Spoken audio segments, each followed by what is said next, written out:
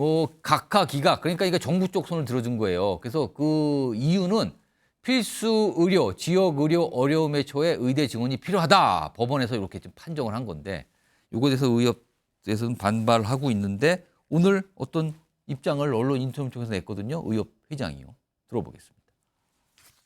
우리나라 의료 시스템 자체를 철저히 망가뜨리는 마지막 사망 선고일이 어제라고 생각을 합니다. 구혜근 판사가 제도가 바뀐 다음에는 그런 통로가 막혀서 이분이 아마 어느 정도 대법관에 대한 회유가 있었지 않을까. 예.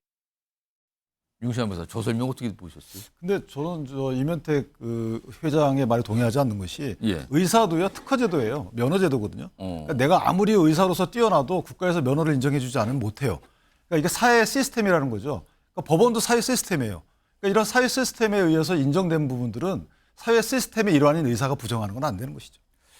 지금 어제 이제 정부가 제출한 자료를 보고 법원이 판단한 건데 그 자료 중에는요. 의사들의 연봉과 관련된 자료가 있었다 그러는데 이런 거예요. 지금 정부가 낸 법원에 제출했다고 지금 알려지고 있는 건데 2016년과 2020년 사이에 의사의 평균 연봉이 저렇게 뛰었다. 2억 800만 원에서 3억으로 뛰었다. 6년 사이 44.7%. 그리고 이 진료 과목에 따라서 안과 의사 연봉 평균이 6억이 넘고 정형외과는 4억 7천, 이비인후과는 뭐 4억 1,300. 뭐 이런 자료를 냈다고 지금 알려지고 있거든요. 이경윤 변호사. 한 1분 정도 시간이 있는데요. 저 연봉 자료가 혹시 법원의 결정에 영향을 줬다고 봐야 되는 건가요? 이거 어떻게 보십니까? 근데 뭐 워낙 많은 자료가 제출이 됐기 때문에 딱 저 연봉이 막 저 자료가 이제 결정적이었다 이렇게 보기는 좀 어려울 것 같고요.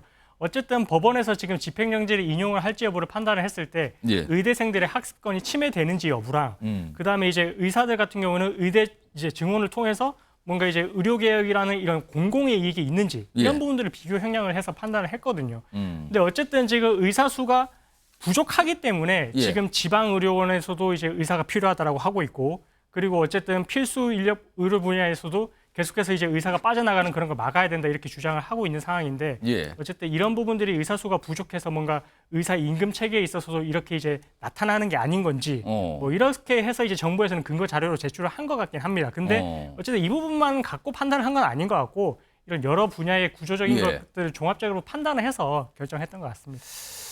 알겠습니다. 어제 법원의 결정 좀 소개해 드렸고요.